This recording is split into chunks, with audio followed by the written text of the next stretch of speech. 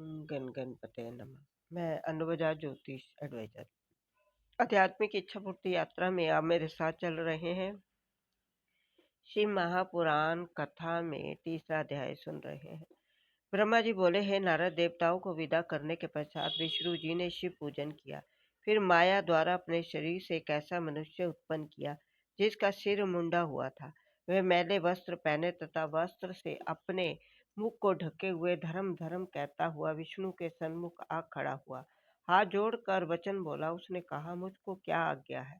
तब विष्णु जी बोले, तुम हमारे शरीर से उत्पन्न हुए हो, इसलिए हमारा काम भली भांति पूर्ण करो। तुम हमारे रूप हो। विष्णु ने ये कहकर एक बहुत बड़ा ग्रंथ जिसमें 16 सहस्त्र श्लोक की रचना की। उनमें निम्नलिखित बातें लिखी थी। वह ग्रंथ छल एवं झूठ से भरा हुआ था। उसमें कोई ठीक धर्म नहीं था। वह वेद शास्त्र पुराणों के विरुद्ध था, जिसको पढ़कर किसी प्रकार का आनंद प्राप्त नहीं होता था। उसमें वेद पुराण शास्त्रों की बहुत ही निंदा लिखी हुई थी। उसमें वर्ण आश्रम धर्म का भी खूब खंडन किया गया। उसके अनुसार चलने से नरक में स्थान मिलने में कुछ देर ना लगे। उसमें सब बातें कुमति एवं संशय की थी। उसके मानने से सोच तप आदि सब नष्ट हो जाते।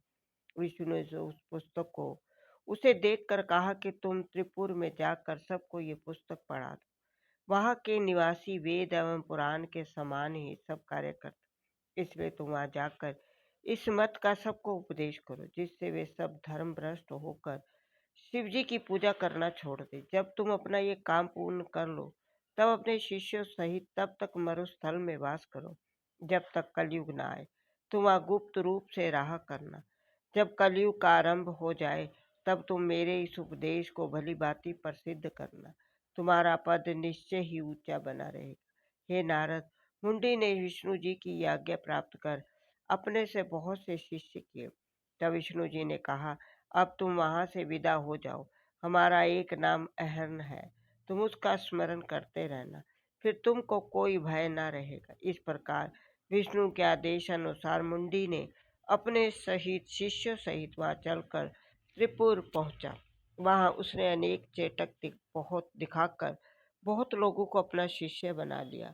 वह ऐसा कोई भी ना था जो मुंडी के पास जाकर शिष्य न बने, अपना पुराना धर्म विश्वास लेकर लौट आवे। हे नारद, तुम भी शिव जी की लीला से मुंडी के शिष्य हुए, क्योंकि उनमें देवताओं का कार्य बनता था। फिर तुमने त्रिपुरासुर के पास जाकर मुंडी की ऐसी प्रशंसा की कि त्रिपुर भी मुंडों के शिष्य हो गए।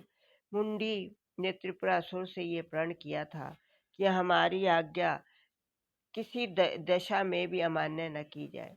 ये बात मान लेने से के पश्चात मुंडी ने अपने मुख से वस्त्र हटाकर त्रिपुर को अपना शिष्य बनाया और तथा मंत्र दिया।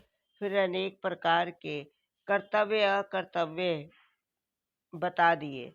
त्रिपुरा के शिष्य बन जाने के पश्चात फिर कोई भी ऐसा व्यक्ति ना रहा जो मुंडी का शिष्य ना बना।